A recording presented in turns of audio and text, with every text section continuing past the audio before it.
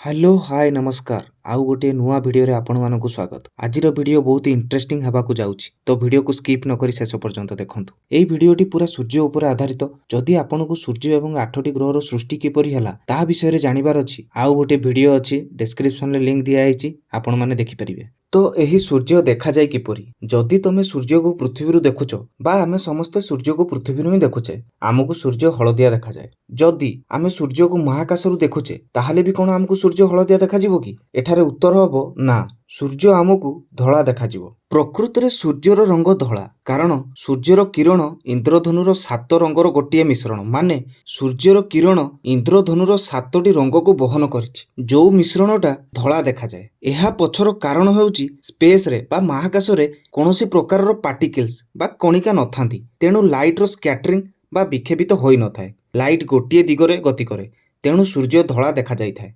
एवं पृथ्वी पृष्ठरु सूर्य हळदिया देखा जिबार कारण देख, जेतेबेले सूर्यर किरण पृथ्वीर वायुमंडलरु पास करे, वायुमंडल रे उपस्थित थिबा कणिका एवं गैस मॉलिक्यूल्स लाइट को स्कैटर बा चारि दिगरे विक्षेपित करि दैथांती। एवं जेउ लाइट रो वेवलेंथ बा तरंग दैर्घ्य छोट, सेई लाइट टी अधिक परिमाण रे विक्षेपित होई जायथाय। तो ब्लू लाइट बा नील लाइट रो वेवलेंथ छोट होइतिबा जोगु ये चारि दिगरे अधिक परिमाण रे विक्षेपित होई जायथाय।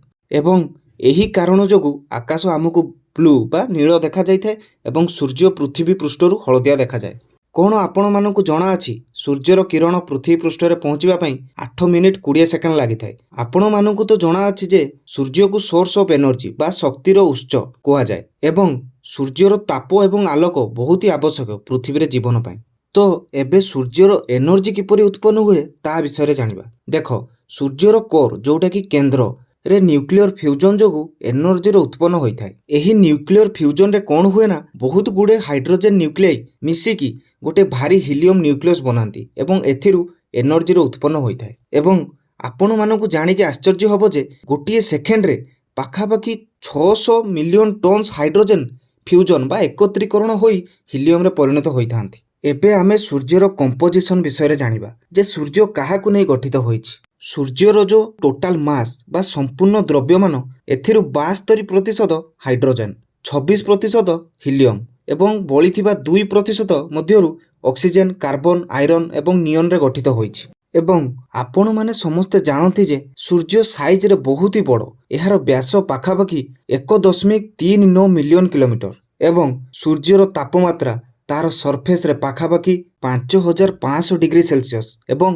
तार कोर बा केंद्र रे 15 मिलियन डिग्री सेल्सियस। सूर्य रे अधिक तापमात्रा हेबा कारणरू अत्याधिक गैस प्लाज्मा स्टेट रे उपस्थित थांती। एही प्लाज्मा स्टेट कोन ना, एहा पदार्थर गोटी अवस्था। जेपरि आपण मानकु जणा अछि पदार्थर कठिन, तरल एवं गैसीय गोटी गोटी अवस्था, सेही परि एहा गोटी अवस्था जाहाको फोर्थ स्टेट ऑफ मैटर कुहा जाय। एहा एको आयोनिक गैस बा चार्ज युक्त गैस अटे, जाहाकी पॉजिटिव चार्ज आयन जाहाको प्रोटॉन कुहा जाय एवं नेगेटिव चार्ज आयन जाहाको इलेक्ट्रॉन कुहा जाय रो मिश्रण अटे। एही प्लाज्मा स्टेट हुए किपरि? देखो, जेतेबेले कोनोसी गैस अत्याधिक गरम होई जाय, इलेक्ट्रॉन जोटा कि नेगेटिव चार्ज एटम रु अलगा होई चार्ज रे परिणत होई जाय। देखो, सूर्य गोटे गरम गैस रो विशाल बॉल्टे, मुख्यतः हाइड्रोजन एवं हीलियम, जे न्यूक्लियर फ्यूजन द्वारा एनर्जी रो उत्पन्न करे। आपण को जानी आश्चर्य लागिबो जे सोलार सिस्टम रो जो टोटाल मास रु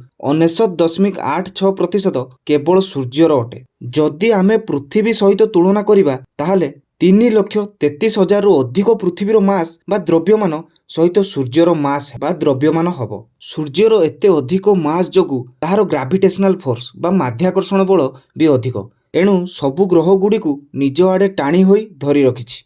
जदि आमे सूर्यर बयस विषय आलोचना करिबा, सूर्यर बयस पाखापाखि 4.5 बिलियन वर्ष हबो एवं एहा अनुमान करा जाय जे ता जीवन कालर पाखापाखि अधा होइछि एवं सूर्यर जेतिके न्यूक्लियर फ्यूल बा ईंधन अछि, अनुमान करा जाय जे आहुरी 5 बिलियन वर्ष पर्यंत एही परि ऊर्जा बाहारुथिबो। देखो, आमे समस्ते जानती जे सौरमंडल रे सूर्य केंद्र रे अवस्थित अटे एवं सबु ग्रह सूर्यर परिक्रमा करती। जेपरि पृथ्वी निजर कक्षर परिक्रमा माने निज चतुर्पार्श्व रे घुरिबा सहित सूर्यर भी परिक्रमा करे, सेही परि सूर्य भी निज चारिपटे घुरिबा सहित सौरमंडल को नेई मिल्की वे गैलेक्सी रो केंद्र चारिपटे घुरी थाए।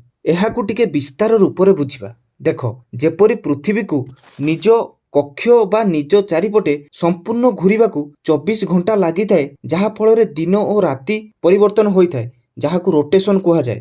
ସେହିପରି ସୂର୍ଯ୍ୟର ରୋଟେସନ ସବୁ ସ୍ଥାନରେ ସମାନ ନଥାଏ। ସୂର୍ଯ୍ୟର ଇକ୍ୱେଟର ରିଜିନକୁ ପୁରା ଘୂରିବାକୁ 25 ଦିନ ଲାଗେ ଏବଂ ପୋଲ ରିଜିନକୁ 35 ଦିନ ଲାଗେ।